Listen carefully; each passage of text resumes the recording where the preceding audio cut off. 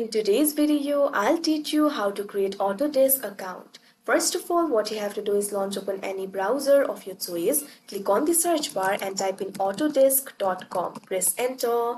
Now after you do that, you'll be led to the official website of Autodesk. You can see over here from Autodesk, you'll be able to create stunning VFX with AI. So if you want to create the account, what you have to do is click on this option, start for free. Now once you do that, you'll be led to this kind of interface. You'll be able to find various plans over here, free, light, standard, pro. You can check out the features, also you can check out the price. Now select the plan of your choice. Here I've selected the free plan.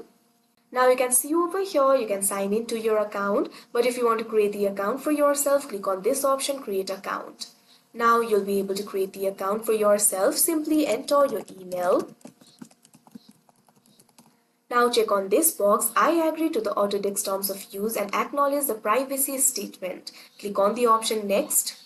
Now you can see over here a code will be sent to your email. What you have to do is simply go to new tab, click on the search bar and type in gmail.com, press enter.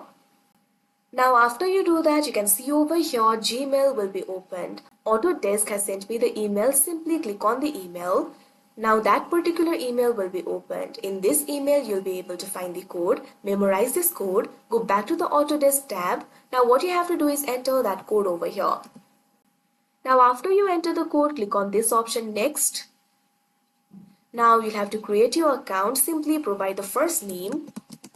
Now enter the last name.